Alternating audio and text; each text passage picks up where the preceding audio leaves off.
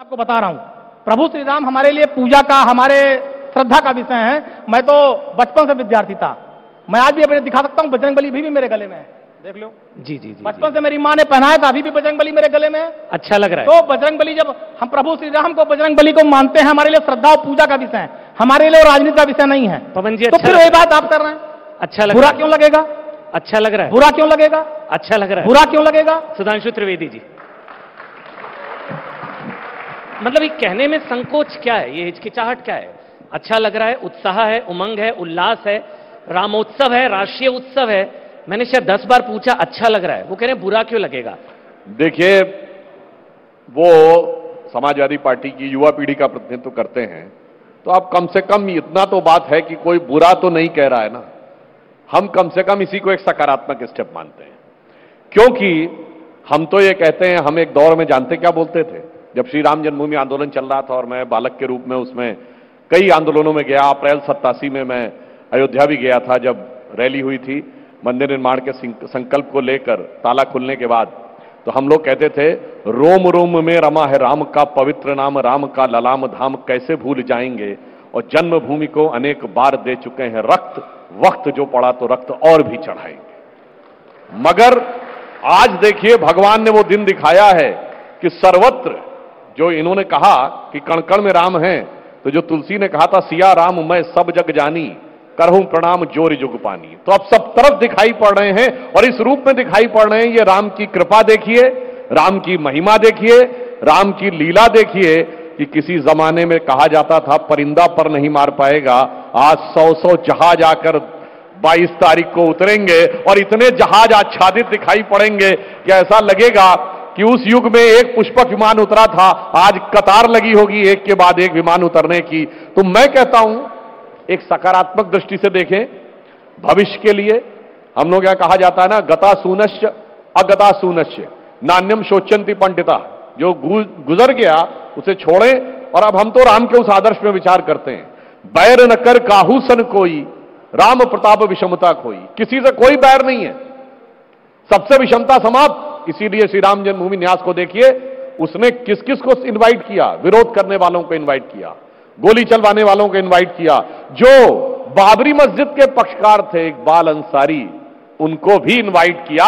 ये हिंदू धर्म की, श्री राम की मर्यादा की, महानता की, उदारता की उस परंपरा के अनुरूप है, जिसमें कहा जाता है कि जब रावण मृत्युशैया पे पड़ा था, तब भगवान राम ने लक्ष्मण से कहा था, जाओ, ये भले ही राक्षस है, परंतु इसके पास एक गुण है, जो इसके पास ज्ञान है, वो इससे ले लो। तो हम तो उसमें विचार करते हैं, यदि किसी के पास एक गुण भी है तो उसका हम सम्मान करते हैं। तो मैं कहता हूं, आज मोदी जी के नेतृत्व में भारत जिस महानता के साथ आगे बढ़ रहा है, उसमें उदारता का भी वो लक्षण है, जो श्री राम जन्मभूमि के मंदिर के निर्माण से, श्री राम जन्मभूमि के आदर्श के रूप में प्रकट होगा। लेकिन सुधांशु जी, रावण भी था, रावण भी सनातन विरोधी तो नहीं था, सनातन के सफाई की बात तो नहीं करता था। आपने जो भी तुलना की परोक्ष रूप से, रावण भी था, कम से कम सनातन विरोधी नहीं था, सनातन के सफाई की बात नहीं करता था।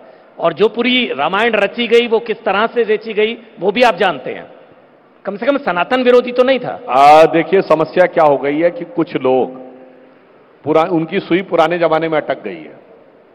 मैं बहुत स्पष्ट कहना चाहता हूं, पहले भी मैंने कहा था, ये जो इरेडिकेशन ऑफ सनातन धर्म, चेन्नई में कॉन्फ्रेंस हुई, कोई स्टेटमेंट नहीं था, मतलब हिंदी में कहें तो हिंदू धर्म का समूल नाश, इस विषय के ऊपर बाकायदा एक सेमिनार हो रहा है, कैसे करना। और ये ऐसे नहीं था मन जी, मैं आपके करोड़ों दर्शकों को बताना चाहता हूं, पिछले साल आपने देखा होगा कि दुनिया में कई जगहों पे कॉन्फ्रेंस हुई, डिसमेंटलिंग ग्लोबल हिंदुत्व, यानी सारी दुनिया से हिंदुत्व को कैसे नष्ट करना है।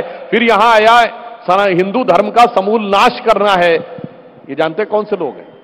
ये वो लोग हैं जिनको 1960 के दशक में, 70 के दशक में विदेशी शक्तियों के द्वारा एक एजेंडा दिया गया था। मैं ये नहीं कह रहा हूं इन लोगों को पता है, ये लोग तो उस जमाने में बहुत बच्चे रहे होंगे, ये उसके टूल बन गए हैं, पता नहीं जाने अनजाने। और अब मैं कहता हूं दर्शकों से, मेरी बात पे भरोसा मत करिए, ये जो बड़ी बड़ी इंटेलिजेंस एजेंसीज थी, इनके जो डॉक्यूमेंट डिक्लासिफाइड हुए हैं, केजीबी के, सीआईए के, पढ़िए कैसे भारत में हिंदू धर्म को नष्ट करने के लिए बाकायदा एक दुष्प्रचार का अभियान चलाया गया था, ताकि हर व्यक्ति के मन में अपनी संस्कृति धर्म के लिए हीन भावना नहीं, घृणा का भाव आए, क्योंकि किसी को इसको मार्केट सोसाइटी में कन्वर्ट करना था, किसी को पूरे भारत को कम्युनिस्ट बनाना था।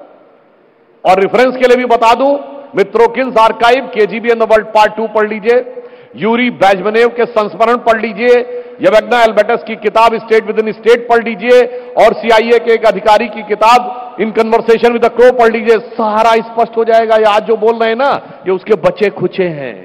मगर चिंता मत करिए, एक वक्त वो था और एक वक्त ये है। ये वक्त जानते क्या है? हम इस समय उत्तर प्रदेश में बैठे हैं।